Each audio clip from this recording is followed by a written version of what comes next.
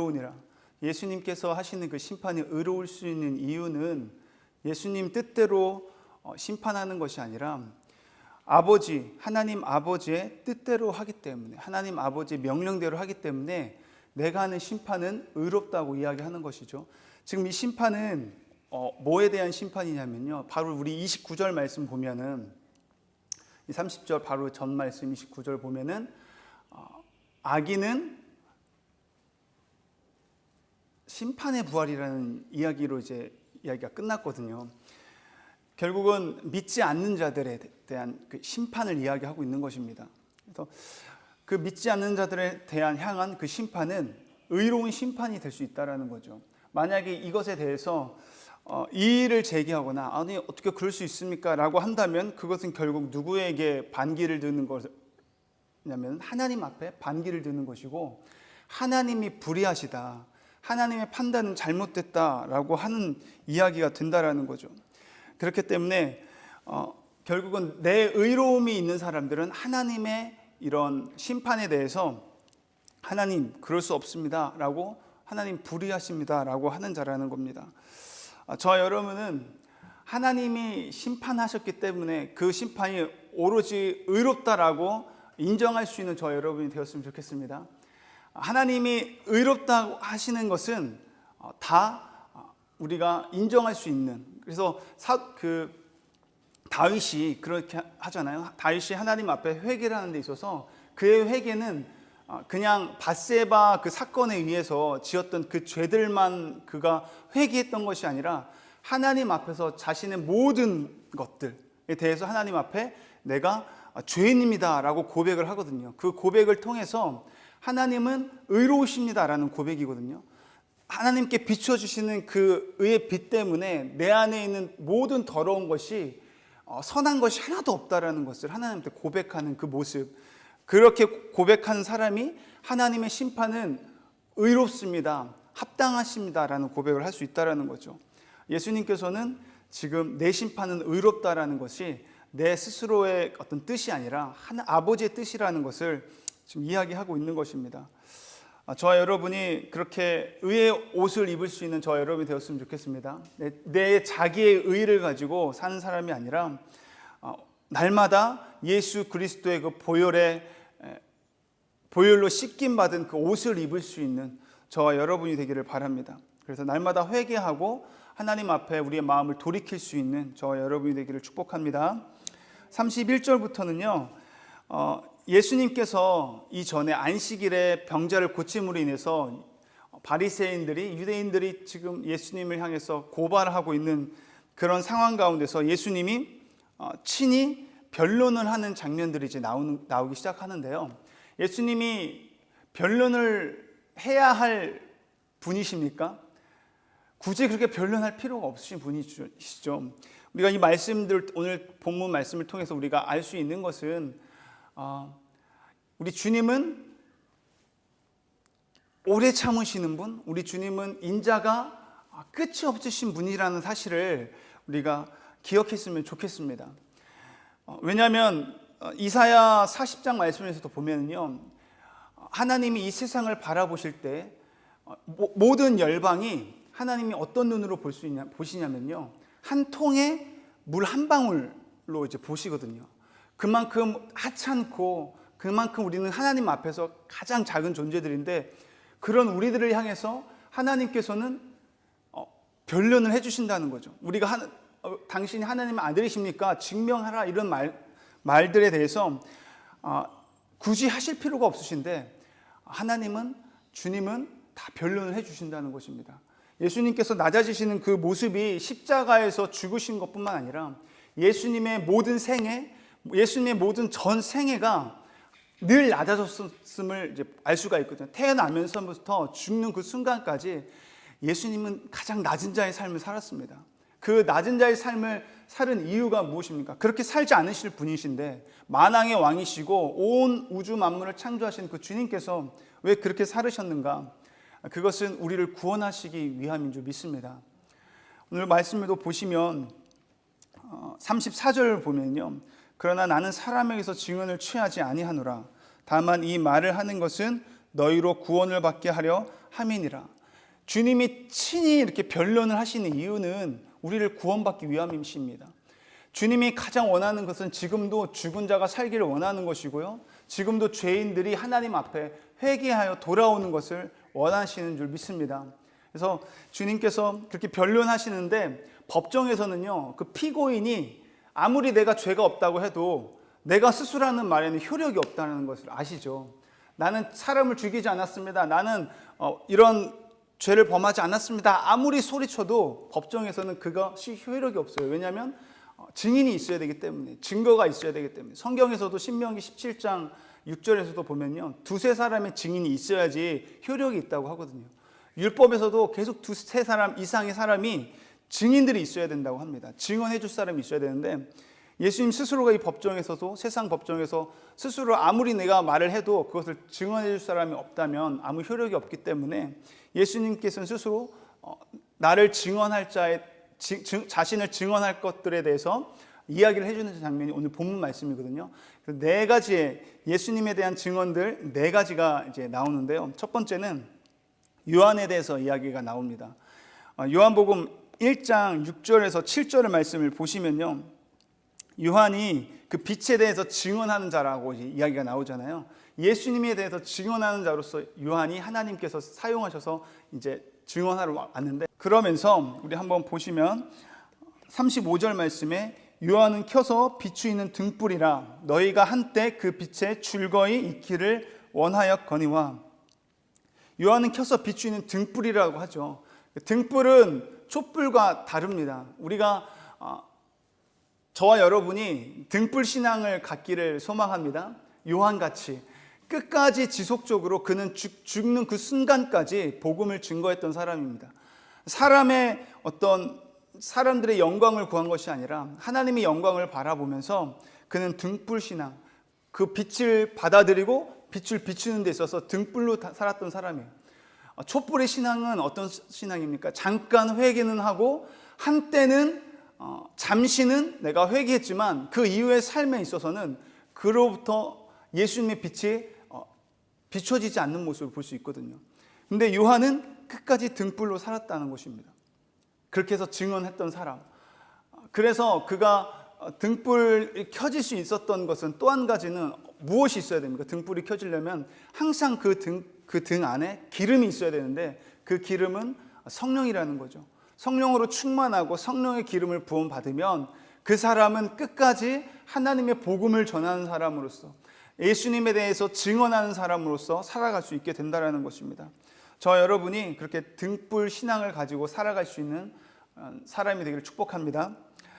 두 번째는 36절 말씀에, 내게는 요한의 증거보다 더 큰 증거가 있다라고 말씀하시면서, 아버지께서 내게 주사 이루게 하시는 역사, 곧 내가 하는 그 역사가 아버지께서 나를 보내신 것을 나를 위하여 증언하는 것이다 라고 말씀하고 있습니다. 그 역사가 뭐예요? 표적을 이야기하는 것이고요, 요한복음에서는 예수님께서 행하시는 표적이 7가지가 이제 나와요. 그 표적들을 통해서 다른 것이 아니라 내가 하나님의 아들이다, 내가 구원자라는 사실을 믿게 하기 위함이었거든요. 그 표적을 통해서 증언하는 것이었습니다. 그리고 세 번째는 37절 말씀에, 또한 나를 보내신 아버지께서 친히 나를 위하여 증언하셨느니라. 하나님 아버지께서 친히 증언하셨다라고 하죠. 근데 그 증언하는 것들을 사람들이 보지도 못하고 듣지도 못했다라고 합니다. 왜 그럴까요? 왜 하나님의 말씀을 제대로 깨닫지도 못하고 그 하나님의 영광을 보지도 못했을까요? 하나님이 증언하시고 계시는데. 그 이유가 38절에 기록되어 있죠. 그 말씀이 너희 속에 거하지 아니하니 이는 그가 보내신 이를 믿지 아니함이니라. 그 속에 말씀이 없었다라는 것입니다. 말씀이 풍성히 거해야 되는데 그러지 아니했기 때문에 그들이 하나님을 보지도 못하고 깨닫지도 못했다라는 거죠. 그들이 그 성경을 몰랐을까요? 그들이 성경을 알았어요. 근데 그 성경을 제대로 하나님의 의도와 그 참 의미를 깨닫지 못했다라는 거죠. 얼마나 성경을 연구를 많이 합니까, 유대인들이. 아이들이 그 성경을 줄줄이 외울 만큼 그렇게 한다면 성인들은 어떻겠습니까? 율법을 연구하는 사람들은, 바리새인 서기관들은 엄청난 그 연구를 하겠죠. 근데 아무리 연구를 한다 할지라도 그들이 영생을 얻기 위해서 그 성경을 연구하지만 그것이 다 헛것이 된다는 것입니다. 왜 그럴까요?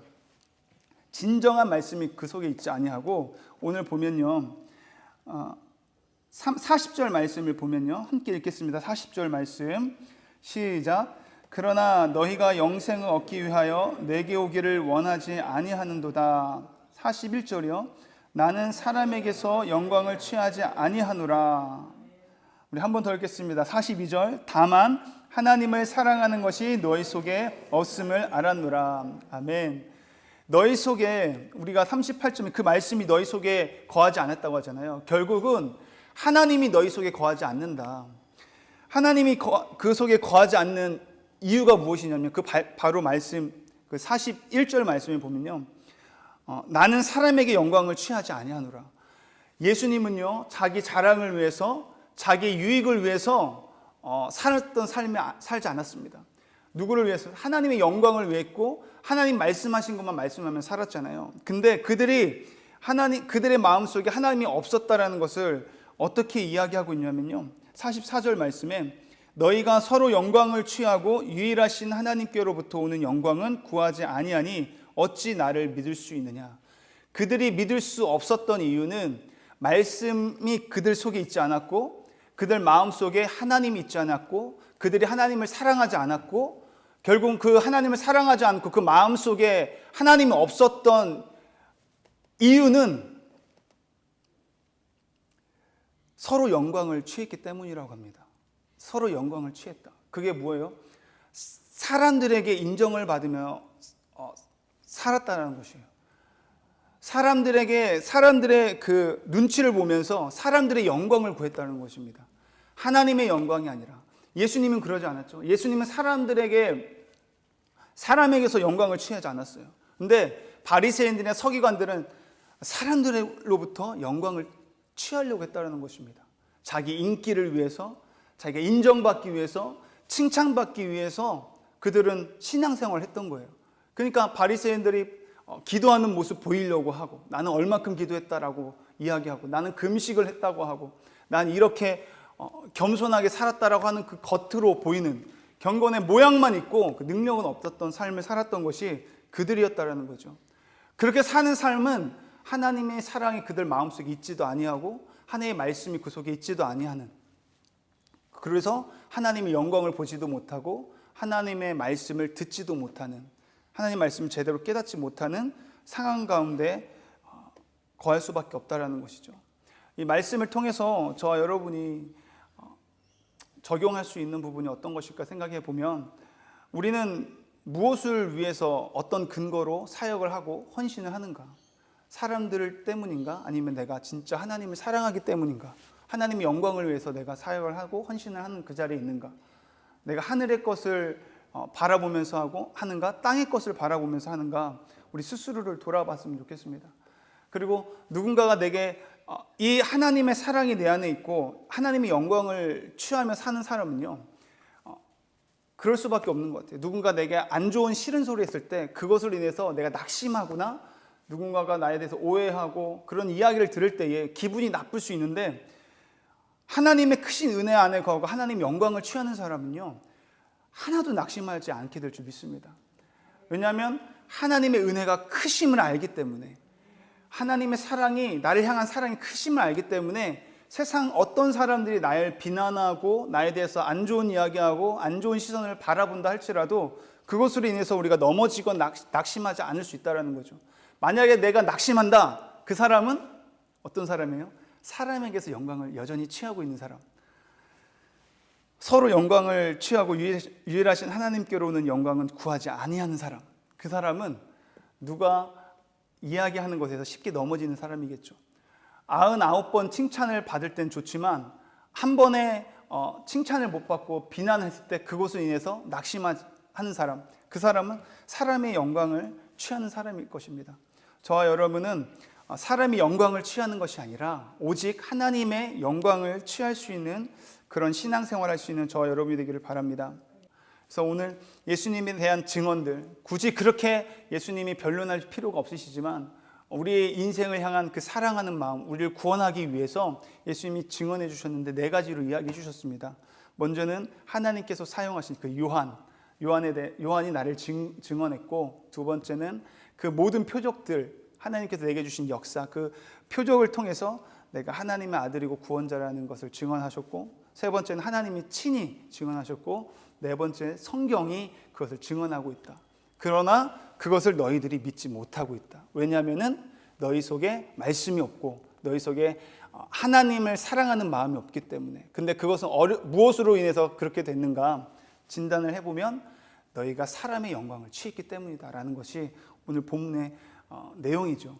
저와 여러분은 이 땅을 살아가면서 예수님을 증언할 수 있는 그 등불의 신앙을 가지고 살았으면 좋겠습니다. 성령의 충만함으로 살았으면 좋겠고, 그리고 사람이 영광을 취하는 것이 아니라 하나님의 영광만을 취하며 살아갈 수 있는 저와 여러분의 인생이 되기를 소망합니다. 기도하시겠습니다.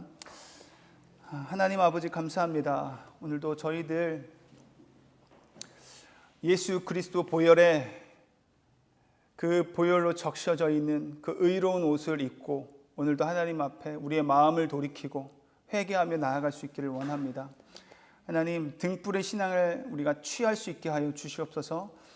꺼지지 않는, 한때 잠깐 있다가 순간 잠시 찰나만 그렇게 회개하고 살아가는 인생이 아니라 주님 만날 그날까지 끝까지 우리가 순종하고 하나님 말씀 앞에 우리 자신을 비추어 봐 매일매일 회개하며 상한 심령으로 살아갈 수 있는 저희들이 될 수 있게 도와주시옵소서.